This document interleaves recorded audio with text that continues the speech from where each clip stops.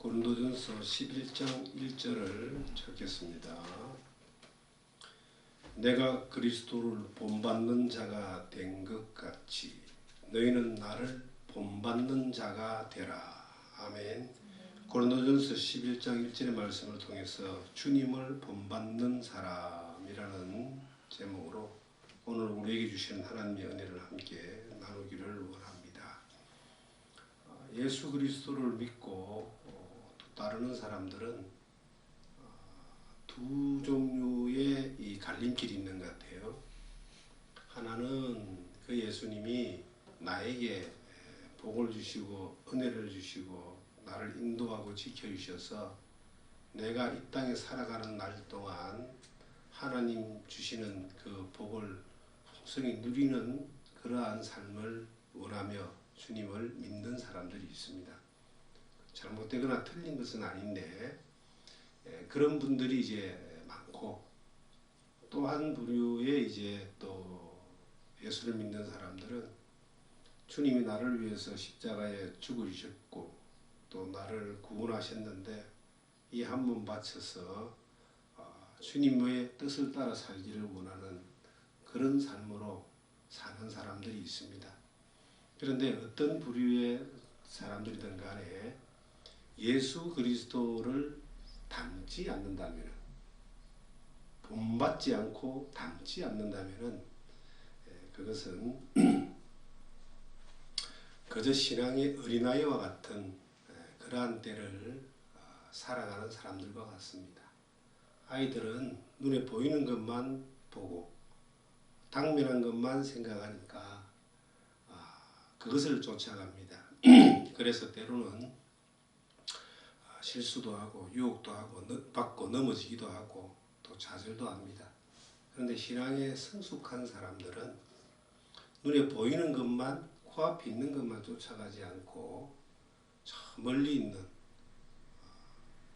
그 너머에 있는 그 의미가 무엇인가를 알고 삶을 또 계획하고 또 그 삶을 살아갑니다.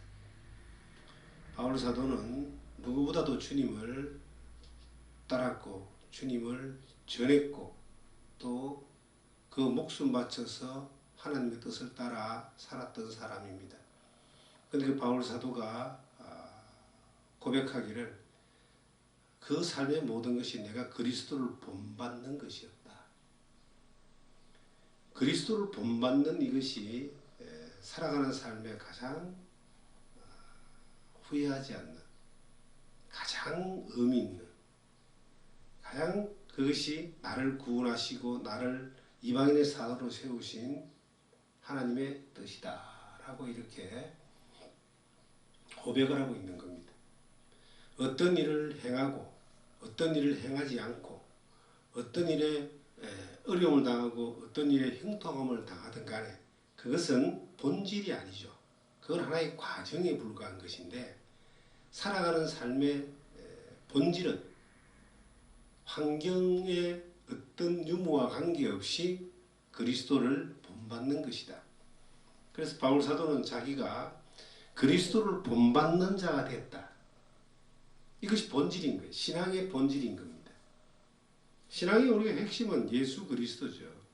그리스도가 나를 위하여 죽으시고 또 그 나를 위하여 부활하셔서 나를 구원하시고 영생을 주신 것인데, 그럼 이 땅에 살아가는 날 동안 영원한 생명인 천국에 들어가는 그날까지 이 땅에 살아가는 날 동안 믿는다는 게 뭐냐? 신앙이 뭐냐? 주님을 본받는 것이다.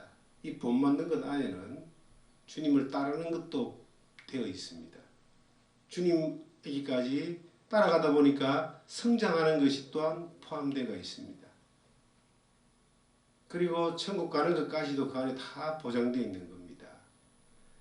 이 땅에 살아가면서 우리가 그리스도를 본받는 삶이 우리의 안에 역동적으로 나타나지 않으면 우리가 추구하고 행하는 모든 것들이 어떤 것이든 간에 그것은 어린아이와 같은 것에 불과한 것입니다. 그리스도의 영광을 위해서, 하나님의 영광을 위해서 산다고 말은 하지만 우리가 하나님이 나의 영광을 위해서 나에게 좋은 것을 많이 해주기를 바라고 나를 복줘가지고 내가 이 땅에서 형통하기를 바라는 것이 많은 사람들의 마음 안에 있는 하나님과의 관계에 대한 정립입니다.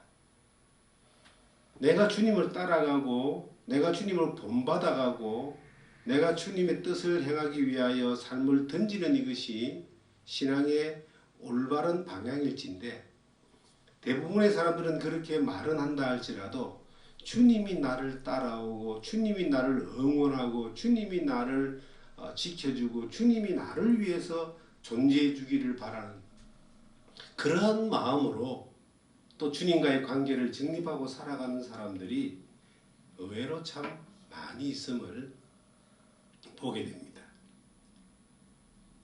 얼마 전에 지지난주죠.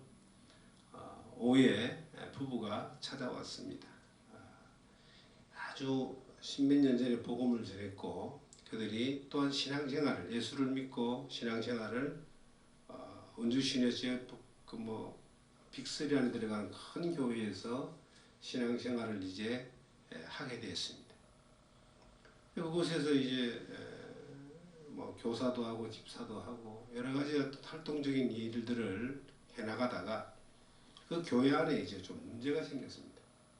그래서 그 문제가 생겨서 힘들어하면서 조금 떨어져 있는 곳에 큰 교회로 또 옮겼습니다. 그분들이 그 옮겨진 교회에서 나름 인정을 받고 열심히 이렇게 또 살았습니다. 근데 막 해야 될 이제 좀 봉사하는 일들이 좀 지쳤나 봐요. 많았나 봐요. 그래서 여러 가지 좀 복잡한 사정으로 또 한 번 원래 교회가 복잡한 문제가 해결이 됐기 때문에 다시 돌아갔습니다. 돌아가가지고 그곳에서 이제 또 이전처럼 이제 믿음 생활을 해나가는 가운데 있는데 옛날에 있던 그 모습이 아니고 옛날에 있던 그 목사님이 아니고 옛날에 있던 어떤 그런 자기가 경험했던 그런 따뜻함보다는 불편함이 많았는가 봅니다. 한 2년 정도 그곳에 생활을 이제 하시는 것 같은데 고민이 이제 있는 거예요. 자기가 또 교회를 옮길 때가 된 것 같습니다. 그러는 거예요. 첫 번째 고민에 대해서 이제 이야기를 할 때 제가 이런 이야기를 했습니다. 제일 좋은 해답은 주님을 따라가야 됩니다. 말씀을 따라가야 됩니다. 거기에 문제가 없으면 교회를 옮기지 마십시오. 자꾸 이렇게 내 마음을 따라가고 내 기분을 따라가고 내 생각을 따라가고 내 요구를 따라가면은 그 환경이 나한테 받쳐줄 수 있는 사람이 나를 받쳐줄 수 있는 사람이 대한민국에 몇 명이나 되냐고. 그걸 쫓아가면은 평생 그렇게 돌아다니게 된다고. 그래서 앞에 있는 그 한 30년 사는 부인은 내 마음에 딱 맞더냐고 내가 물어봤어요. 우리가요 사람을 따라가고 환경을 따라가면은 그것은 주체가 자기가 되는 거예요. 자기에게 필요한 요구를 따라가기 때문에 결국은 일순간 어떤 한두 가지가 그것 만족을 주기 때문에 그것을 선택할지 몰라도 그것이 주님이 아니고 주님을 따르고 말씀을 따르는 것이 아닐 때는 결국은 거기서 또 옮겨야 됩니다. 벌써 왔다 갔다 3번이잖아요. 앞으로 얼마나 더 많이 그분이 왔다 갔다 해야 될까요? 말씀을 따르지 않을 때는요.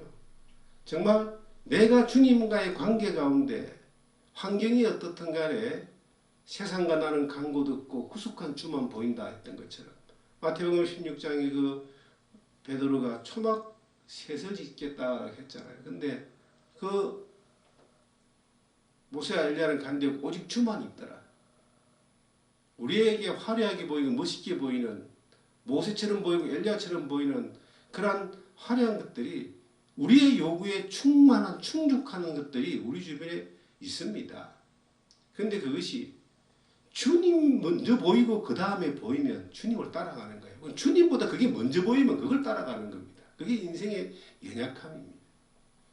그리스도를 본받는다는 것은 주님만을 따른다는 거하고 똑같은 말이에요. 주님을 따라야 주님을 본받을 수 있습니다. 주님을 따르고 주님을 본받아야지 주님에게까지 성장해 가는 거예요. 그런데 보이는 것이 주님이 아니고 주님보다 또 다른 것, 모세가 보일 수도 있고 엘리야가 보일 수도 있고 더 큰 교회가 보일 수 있고 더 멋있는 더 큰 무리가 보일 수 있고 더 멋있는 사람이 보일 수 있고 더 위대한 존재가 보일 수 있을 때 그걸 따라가면은 더한 것들이 또 나온다니까요. 그럼 계속 헤매게 돼 있습니다. 두 번째도 그분이 또 질문이 또 있는 거예요. 몸이 좀 아파졌습니다. 십장도 이제 퇴직을 하고 몸이 아파져가지고 이제 와서 이제 이 가까운 곳에 세컨하우스를 하나 준비를 해서 요양을 좀 하고 싶은데 어디 적당한 곳이 없냐라고 이렇게 또 그런 이제 요청을 했습니다. 알아보겠다 그랬습니다. 그런데 그러면서 하면 본인이 몸이 이렇게 아파지고 또 직장 생활이 힘들어진 이유가 자기는 정의감이 있어서 사람이 좀 이렇게 어려움을 당하면은 어려움을 막 도와주고 막 정의를 외치다가 결국은 구성원들 가운데서 좀 관리자 위치에 있는 사람들한테 밉보이게 되고 그래서 어려움을 당하고 마음고생을 참 많이 했다. 이거 어떻게 하면 이런 어려움 가운데서 벗어날 수 있는지 모르겠다고 그런 질문을 했습니다. 그분을 제가 잘 알기 때문에 그 성품을 잘 압니다. 그래서 이제 이전에도 한번 이런 비슷한 상담을 해서 제가 말씀을 드렸는데 드렸던 그 말들이 별로 이렇게 적용이 안 됐나 봐요. 이번에 이런 이야기를 했어요. 모든 사람에게 정의롭게 사는 이것이 이게 하나님이 기뻐하는 삶이라고 생각하느냐? 성경엔 정의로운 것이 아니라 믿음 안에 지혜롭게 살아야 된다. 세상을 뭐 내가 다 바꿀 수 있는 것도 아닌데 정의 외치다가 그렇게 반대편에 있는 사람들하고 싸우고 다투고 그렇게 막 신경 쓰면서 어려움 당하면서 살면 마음만 상하고 몸만 상하는데 왜 정의를 외치고 사느냐고. 성경을 잠언을 한번 봐라. 미련한 자와 지혜로운 자가 나오는데 지혜로운 자의 길을 쫓아가는 것은 하나님의 말씀을 따라서 이렇게 가는 것이다. 그렇게 이제 조언을 해줬어요. 그러면서 이런 이야기를 했습니다. 저의 이야기를 했습니다. 목회를 하다 보면은 지금까지 목회 긴 시간 했잖아요. 복음도 긴 시간 저라며 살았잖아요. 모든 사람이 100% 나와 마음이 맞고 나를 따르고 나를 지지하고 동의하고 하는 것이 아니다. 거의 반반이라고 보면 된다. 70대 30이든 80대 20이든 어디에나 어떤 그런 구성 요소가 있는데 20%의 80대 20이라고 봅시다. 그럼 20%의 나를 싫어하거나 공격하는 사람들에게 마음을 맞추고 풀어주려고 노력하면은 그러면 80%가 어떻게 되겠느냐? 그러면 20% 무시하고 80%를 지지하고 마음이 맞는 사람들하고 같이 가기 위해서 그들의 요구를 따라서 그냥 가면은 나머지 20%는 어떻게 되겠느냐? 이 사람들에게 내가 맞추려고 하는 이것이 얼마나 힘들고 어렵고 스트레스 받는 일이겠느냐. 그래서 저는 이렇게 합니다. 하나님에게만 맞추려고 합니다. 20%도 안 보고 80%도 안 보고 주님을 따라서 말씀을 따라서 하나님 앞에서 은밀하게 보시는 하나님 앞에서 올바른 믿음의 길을 걸어가는 그 하나님 눈치만 보면서 그렇게 사는 비결을 배웠다. 그렇게 사니까 스트레스 안 받고 그 주변의 어떤 상황과 환경에 휘둘리지 않고 그리고 누군가에게 특별하게 기대를 하거나 누군가를 특별히 무시하거나 아니면 욱박지르거나 아부를 떨거나 그런 거 없이 그 사역을 하는 가운데서 가지더라. 그래서 사람 눈치 보지 말고 사람 앞에 정의를 따지지 말고 하나님 앞에서 믿음의 양심을 따라서 선한 길을 가는 그것이 본인을 위해서 가장 좋을 것이다. 네, 그게 이제 그분이 해답을 찾았는지 어쨌든 그 말을 듣고 편안함을 가지고 그리고 그렇게 해야 되는 것을 이제 알았다고. 수없이 이야기를 해서 되는 건 아니에요. 본인이 깨달아야 되겠죠. 그런 이야기를 했던 것이 이제 있습니다. 우리가 살아가면서 인생을 살아가는 가운데서 삶의 시간이라는 여정 가운데 그리스도를 본받는 그 일이 우리의 삶에 이 본질이 안 되면은 늘 환경에 휘둘리고 사람에게 휘둘리고 그리고 유행에서 휘둘리고 거기에 그냥 갈피를 못 잡고 이렇게 휘청휘청거리다가 세월을 다 놓쳐버리게 되는 것입니다. 그러면 구체적으로 그리스도를 본받는다는 것이 어디에서 출발하느냐? 어디에서? 신앙은 출발이 마음에서 하는 거예요. 마음으로 믿어 의에 이르고 입으로 시인하여 구원에 이른다 그랬잖아요. 그리스도를 본받는 것도 마찬가지입니다. 마음에서부터 출발하는 거예요. 내가 그리스도의 마음을 본받아야 되는 거예요. 그리고 그리스도의 마음과 연합되어져야 됩니다.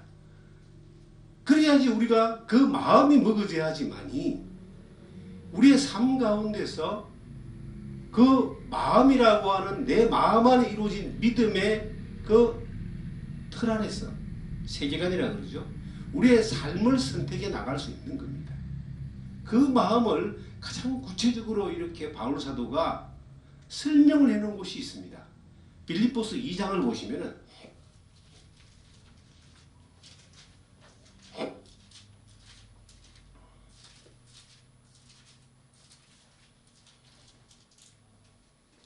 2장 5절에 보시면요. 너희 안에 이 마음을 품으라. 곧 그리스도 예수의 마음이니. 그런 근본 하나님의 본체시나 하나님과 동등됨을 취할 것을 여기지 아니하시고 오히려 자기를 비어 종의 형체를 가지사 사람들과 같이 되셨고 사람의 모양으로 나타나사 자기를 낮추시고 죽기까지 복종하셨으니 곧 십자가에 죽으심이라. 바울 사도가 빌립보 교회를 향해서 신앙생활, 예수를 믿는 사람이 그리스도를 본받아 살아가는 삶의 딱 기준점을 보여준 거예요. 너희 안에 그리스도의 마음을 품어라. 그 예수 그리스도의 마음이다. 예수 그리스도의 마음이 그 뒤에 설명되어 있잖아요. 하나님의 본체시나 하나님과 동등됨을 취할 것을 이기지 아니하시고 자기를 비해 종의 형체를 가지고 사람과 같이 되었는데 사람으로 나타나셨는데 자기를 낮추시고 죽기까지 복종하셨으니 십자가에 죽으심이라. 그리스도의 그 마음이 그리스도를 이 땅에 하나님의 그 말씀대로 이 땅에 오게 하셔가지고 그 말씀을 따라 살아가는 그 마음이 자기를 낮추셔서 이 땅에 오시고 낮추시고 사시고 그리고 죽기까지 복종하셔서 십자가에 죽으신 이것이 그리스도를 본받는 삶의 표준이다. 이것이 우리 마음 안에 있잖아요. 우린 예수 그리스도의 십자가를 경험했고 제사함의 구원을 경험했고 그 십자가로 말미암아 붙잡고 부활로 말미암아 영생의 소망을 약속받았습니다. 그 믿음이 있는데 이것이 그리스도의 마음을 품으라는 거예요. 품으란 말은 그냥 담고만 있지 말고 이 그리스도의 마음이 나의 전부가 되는 겁니다. 사람이 약을 먹으면은 약발이라는 게 있습니다. 찌약 먹으면 그 약 때문에 바로 죽잖아요. 마약 먹으면은 막 해롱해롱 해가지고 그 도파민이 올라와서 효과가 나타나잖아요. 그리스도의 이 마음이라는 것은 우리를 영원한 지약 가운데 구원하신 그 그리스도의 능력이 그 약발이 내 안에 딱 들어와가지고 그 약발이 언제까지 가느냐? 영생까지 가는 거예요. 내가 너에게 영생을 준다 그러지 않았습니까? 영생까지 가는 그 약발을 품고 그렇게 살아라. 그런데 그 약발을 품고 사는 것이 약발이 나타나는 게 어떻게 나타나느냐는 거예요. 그리스도를 본받는 그 모습으로 나타나는 겁니다. 그리스도가 우리에게 주신 약발이 뭐냐면은 그 약발이 하나님과 동등됨을 취할 것을 이기지 아니하시고 종의 형체로 사람의 몸으로 오셔서 그 자기를 낮추시고 죽기까지 복종하시고 십자가에 죽으신 것이 그것이 우리 안에 그리스도의 약발로 늘 남아서 이것이 늘 우리를 주장하고 인도할 때에 그 그리스도를 본받아가는 거예요. 그걸 품으라는 그 말은 이 땅에 사는 그날까지 태어나서 우리 거듭나서 천국 가는 그날까지 이것으로 인하여 그 그리스도에 의해서 우리가 삶을 따라가고 결정하고 선택하며 그리고 천국까지 가는 겁니다. 주님은 하나님이셨지만 죄인을 구원하기 위해서 이 땅에 오셨는데 동정녀 마리아의 태를 빌려서 오신 것이 그 베들레헴의 마구간의 말구유통에서 예수님이 탄생하셨습니다. 사람을 가장 낮추어 부를 때에 짐승 같아 그러잖아요. 그런데 짐승이 태어나는 그 마구간에서 사람이 사는 집에 계실 곳이 없어서 그곳에서 태어나셨습니다. 더 이상 내려갈 데가 없는 그곳, 가장 미천한 곳에서 예수님이 이 세상에 오셨습니다. 이것은 하나님이신데, 천지 만물을 지으신 하나님이신데 오직 죄인을 구원하겠다는 그 하나의 이유만으로 가장 낮은 자리에 짐승보다 못한 그러한 그곳에 가장 낮은 인간도 구원하시기 위하여 가장 낮은 모습으로 오신 이것을 우리 주님이 오신 그 현장입니다. 죄도 없으신 분이, 죄도 안 지으신 분이 세상 죄를 담당하시고 빌라도의 재판을 받고 골고다 십자가 위에서 6시간 동안 마지막 한 방울의 피까지를 다 흘리시면서 나의 하나님 나의 하나님 어찌하여 나를 버리셨나이까 엘리엘리 라마 사박다리라고 외쳤던 그 예수님이 내가 받아야 될 모든 저주와 죄에 대한 형벌을 대신 담당해야 했기 때문에 그렇게 피 흘리시고 그렇게 다 이뤘다 하시고 죽으시고 3일 만에 부활하셨습니다. 나 같은 죄인을 구원하시기 위해서 그 예수님이 하신 그 일이 그 일로 말미암아 내가 하나님의 자녀가 되고 죄에서 구원을 받고 영생을 약속받았는데 그 약속받은 나에게 주님이 말씀하시기를 내가 너에게 해준 이것을 본받아라 이 말이에요. 바울 사도는 이것을 본받았습니다. 그는 주님을 만나고 난 이후에 주님을 배워가면서 그 주님을 본받았는데 그 본받은 것이 바로 낮아지는 겁니다. 그리고 그 십자가의 고통을 이 성경에 기록된 그대로 낮추시고 죽기까지 복종하셨다. 이것을 주님이 복종하신 그 뜻을 따라서 바울 사도도 날마다 죽노라 하면서 복종했습니다. 주님의 십자가의 의미가 나를 구원하신 것처럼 내가 살아가는 삶의 의미가 나를 통해서 십자가의 복음으로 인하여 다른 사람이 또한 구원받는 그 일을 위하여 나를 던지는 거였습니다. 그것이 바울 사도의 사명이었고 그는 이 땅에 살면서 그 길을 갔습니다. 그리고 우리에게 말합니다. 내가 그리스도를 본받는 자 된 같이 너희도 나를 본받는 자가 되라. 내가 그렇게 그리스도를 본받아서 그 마지막 여정까지를 갈 수 있었던 것이 뭐냐? 내 마음 안에 그리스도의 마음을 품었다는 거예요. 예수 그리스도의 마음을 품고 그 먹었던 이 복음의 이 생명의 약발을 끝나는 그날까지 그 힘에 의해서 내게 능력 주시는 자 안에서 내가 모든 걸 다 할 수 있다. 그 힘의 능력에 따라 약발에 따라서 이 말입니다. 그렇게 평생을 한 걸음 한 걸음 가다 보니까 로마의 감옥까지 갔고 그곳에서 지내면서 옥중서신을 기록하고 결국 로마의 권력자에 의해서 사형 선고를 받아 순교를 당했지만 그것마저도 그리스도를 닮아가는 본받는 것이었다는 거죠. 우리는 살면서 주님을 본받는 것에 대해서 어떻게 이해를 하고 있습니까? 우리는 정반대로 이해하는 경우들이 많습니다. 주님 때문에 우리가 구원받은 게 얼마나 감사해요. 그런데 주님을 본받아 사는 이것이 우리의 삶의 본질이 안 될 때는 그 주님으로 인해 가지고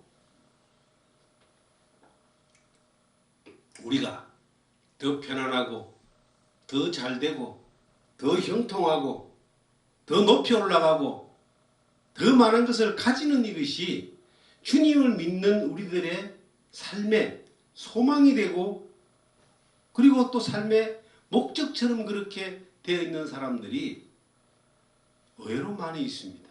나는 그렇지 아니한가? 저는 돌이켜봅니다. 바울 사도가 내가 그리스도를 본받는 자 되었다라고 하는 것을 볼 때에 바울 사도는 주님처럼 주님이 가신 그 마음을 가지고 주님이 하고자 하는 그 일을 이루기 위해서 이 생명이 다하는 순간까지 그 길을 갔습니다. 하나님은 우리에게도 영생을 약속하신 천지를 그 하나님께서 우리에게도 그리스도를 본받는 자가 되라고 그렇게 요청하십니다. 그런데 우리는 그리스도를 본받는 이것을 다르게 해서 따르는 경우가 있다는 겁니다. 그 다르게 해석하는 것이 내가 내게 주신 그 삶을 통해서 더 낮아지고 주님처럼 낮아져서 주님이 하시는 그 일들을 위하여 내 삶을 복종시킴으로 인하여 십자가를 지는 것까지 그렇게 주님 안에서 가야 되는 이것의 삶의 방향이 아니라 주님으로 인하여 내가 더 높아지고 더 잘 되어져서 내가 더 높아지고 잘됨으로 인하여 하나님께 영광을 돌리겠다는 쪽으로 그렇게 해석을 잘못하고 있는 사람들이 너무 많은 겁니다. 본능적으로 내 안에서도 그런 것들이 자꾸 올라오는 겁니다. 주님을 믿음으로 말미암아 거지처럼 사는 것보다 주님을 믿는 것 때문에 부자로 살고 또 인정받는 삶을 사는 것이 그게 잘못된 건 아닙니다. 그것이 주님을 믿음으로 말미암아 거지처럼 손가락질 당하는 것보다는 훨씬 나을 겁니다. 그런데 거지처럼 살든 부유하게 살든 이것은 본질이 아니라는 거예요. 그것은 하나의 각자에게 주어진 각 시대에 주어진 환경에 불과한 겁니다. 고난의 시대도 있고 화평의 시대도 있고 부유할 때도 있고 가난할 때도 있고 환경은 다 다르고 환경은 다 변화무쌍하지만 그 삶의 본질이 뭐냐는 겁니다. 주님은 우리에게 환경을 주장하시는 주님께서 우리에게 요구하시기를 환경과 상관없이 그리스도를 본받는 자가 되라 라고 우리에게 말씀하고 있습니다. 우리가 그리스도를 본받는 사람이 될 때는 그것이 우리의 삶의 본질이고 우리의 삶의 모습일 때는 환경이 어떠하든 간에 흔들리지 않습니다. 바울 사도가 로마의 감옥에서도 핍박과 고난을 받으면서도 순교를 앞두고 있으면서도 이 빌립보서는 옥중서신이라 그래요. 너희 안에 이 마음을 품으라 곧 그리스도 예수의 마음이니. 이 말은 바울 사도가 그 그리스도 예수의 마음을 품고 지금까지 살아왔다 이 말이죠. 그 예수의 마음이라는 것은 주님이 하신 행적에 나타나 있는데 십자가의 죽기까지 복종하시는 것이다. 내가 이해 안 되는 환경을 당하고 내가 어려운 환경을 당할 때에 그때도 사람에게 환경에게 흔들리지 않고 복종하지 않고 주님에게 복종하는 이것이 엄청난 불이익이 오고 대가를 지불해야 되고 감옥까지 가는 그 일들이 일어난다 할지라도 그리스도를 닮는 마음을 품고 그 길을 걸어갈 때에 주님께서 얼마나 기뻐하시겠어요. 아, 나를 본받는 자 됐구나 라고 인정하실 겁니다. 마가복음 10장 45절에 인자의 온 것은 승김을 받으려 함이 아니라 도리어 섬기려 하고 자기 목숨을 많은 사람의 대속물로 줄여왔다라고 예수님이 친히 말씀하셨습니다. 예수님이 오신 목적이 승김받고 높임받고 그렇게 누군가를 지배하기 위해서 온 것이 아니라 섬기려 하고 자기 목숨을 많은 대속물로 줄여왔다라고 친히 예수님이 말씀하셨어요. 그 말씀과 그 뜻대로 가셨기 때문에 우리가 하나님의 자녀가 되고 거듭나는 구원받는 그러한 놀라운 일이 있었는데, 그 놀라운 경험이 있는 사람들에게 주님이 말씀하시기를 나를 본받는 자 되라 그랬습니다. 요한복음 12장을 보시면은 나를 본받는 것이 뭔가에 대해서 이렇게 말씀하고 있어요. 주님이 말씀하시기를, 요한복음 12장 26절에 보시면은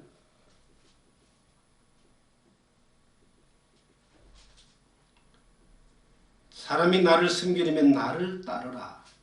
나 있는 곳에 나를 섬기는 자도 거기 있으리니 사람이 나를 섬기면 내 아버지께서 그를 귀히 여기시리라.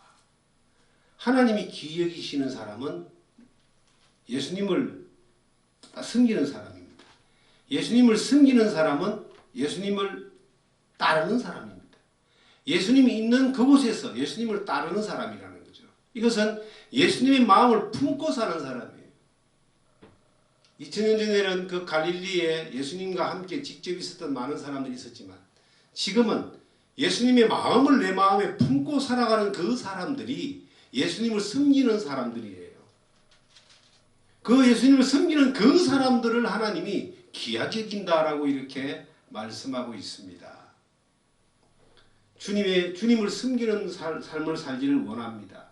그런데 그 삶의 모습은 우리가 예배하고 경배하고 찬양하는 것뿐만 아니라 우리의 삶의 모든 환경, 전인, 영혼, 육 전체를 전인이라고 해요.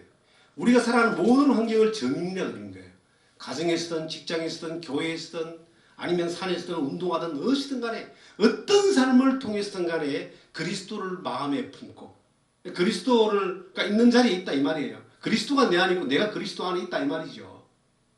그리스도를 내 마음에 품고 주님이 우리에게 섬김의 본을 보인 것처럼 우리도 주님을 따라 섬김의 본을 보이고, 주님이 낮아진 것처럼 우리도 낮아지고, 주님이 십자가를 복종하신 것처럼 우리도 복종할 수 있는 그러한 삶의 방향을 잡아서 갈 때에 하나님은 뭐하고 계실까요? 우리를 귀하게 쓰신다. 성경에 그를 귀히 여기시리라. 하나님이 그런 사람들을 귀하게 여겨서 하나님이 그런 사람들을 통해서 하나님이 일을 하게 하십니다. 저는 예전에는 신앙이 어릴 때는 하나님의 일을 내가 한다고 생각했습니다. 그런데 어느 날 이것이 아니라는 것을 깨닫게 됐죠.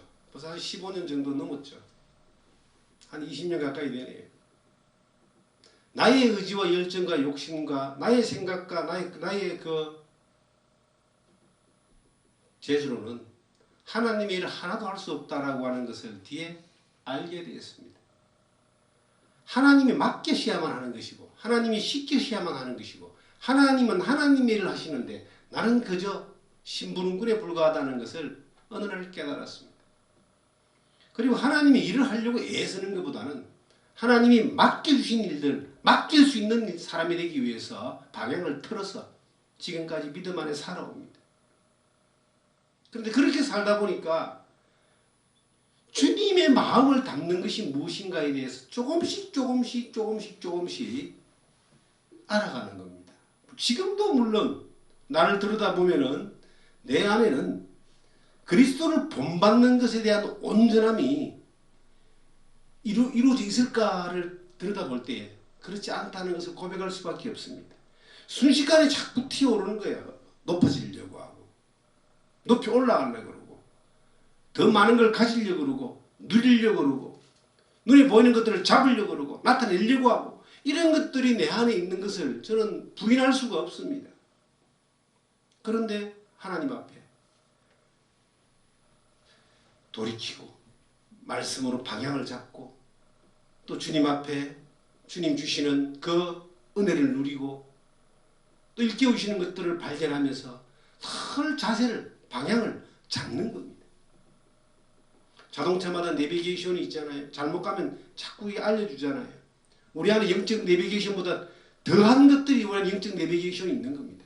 성령이 말씀하시고 그리스도께 복종하도록 자꾸 이렇게 잡아주기 때문에 그래서 수많은 선택의 갈등 가운데 하나하나 말씀을 따라 복종하는 것들을 해보면서 결국은 이것이 옳다, 이것이 진리다라고 하는 것들이 믿어져 있고 몸에 녹여져 있기 때문에 순간순간 유혹이 오고 잘못된 결정을 할 수 있는 것들이 올 때도 바로바로 잡아서 갈 수 있는 힘들이 생기는 것들을 경험하게 되는 겁니다. 주님이 우리에게 말합니다. 하나님 그 사랑으로 하나님 자녀된 우리들에게 나를 본받아라. 나 있는 곳에 함께 있으라. 그리스도의 마음을 품어라. 나를 따라와라. 그것이 나를 섬기는 것이다.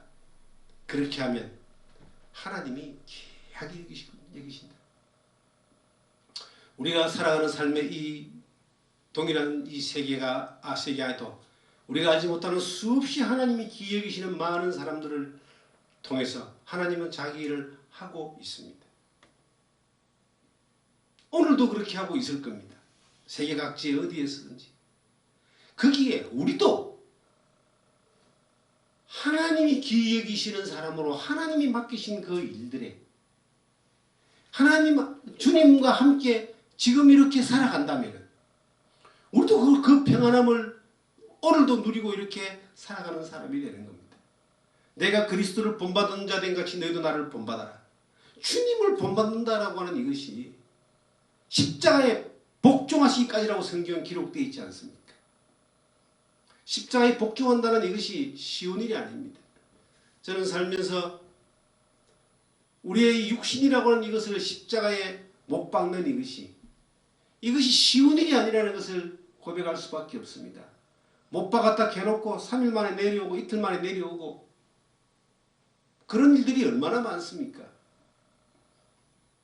우리가 궁극적으로 이 땅에 살면서 육신의 욕심과 육신의 요구라고 하는 이것을 따라서 내가 만약에 모든 걸 선택해 가면은 그것은 십자가를 반대하는 겁니다. 정과 욕심을 십자가에 못 박았다 그랬는데 베드로전서 2장에 보시면은 바울 사도 베드로가 고백하기를 주님을 본받는 것에 대하여 베드로는 이렇게 또 고백하는 거예요. 베드로전서 2장을 한번 찾겠습니다. 2장을 찾아보시면 21절에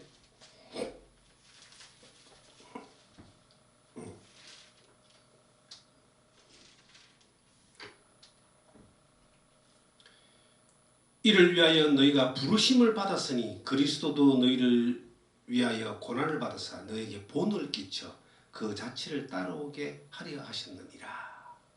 주님이 본을 보여가지고 자취를 따라오게 그 뒤를 따라올 수 있도록 길을 만들어 놨다 이 말이에요. 주님과 함께 있고 주님을 따르고 주님을 섬기면 주님을 닮게 돼 있는데 본을 받아 닮게 돼 있는데 그 발자취가 뭐냐? 우리가 이 땅에 낮은 자로 오셔가지고 십자가에 죽어주기까지 우리를 섬기신 그분의 발자취가 뭐냐를 베드로는 직접 옆에서 본 사람이잖아요.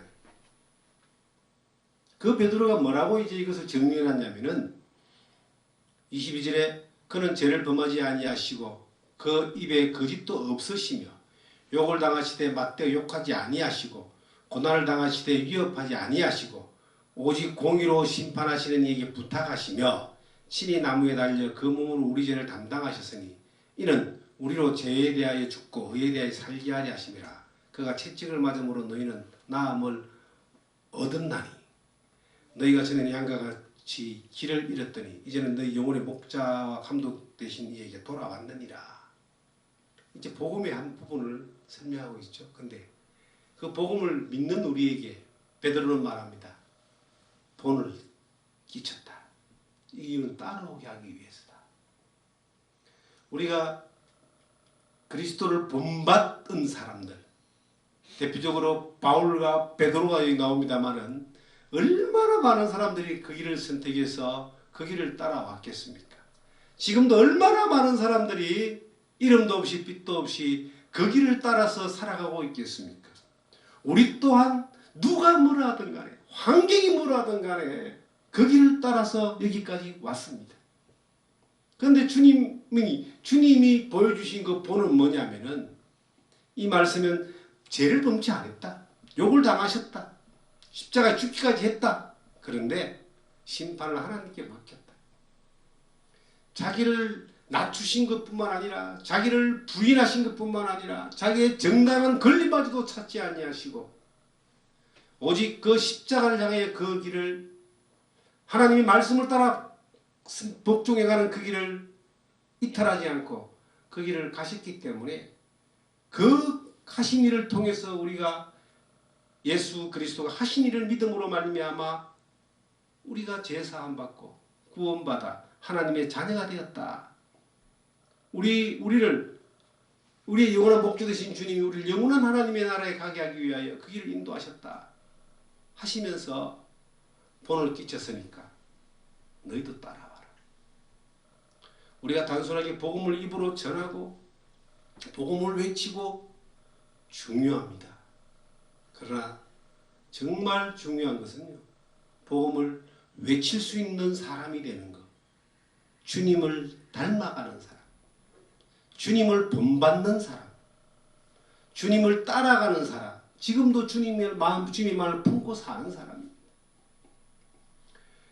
주님은 이 땅에서 모든 걸 가지신 분이지만, 부유하신 분이지만 가장 비천한 자로 오셨습니다. 바울 사도와 베드로도 이 땅에서 가진 것이 아무것도 없이 감옥에서 이 복음의 열매만 계속 전하다가 순교했습니다. 우리가 이 땅에서 그리스도의 복음을 전하고 주님을 닮아 살아갈 때에 무엇을 가질 수 있겠습니까? 주님 앞에 갈 때 우리에게 가진 것이 아무것도 없고 주님이 가셨던 것처럼 그 십자가만 우리 앞에 있다면 그것이 우리가 가야 될 길에 주님이 보이신 길 발자취고 주님이 딱 꼽아놓았던 표대라면 우리는 그 길을 가야 됩니다. 이 땅에서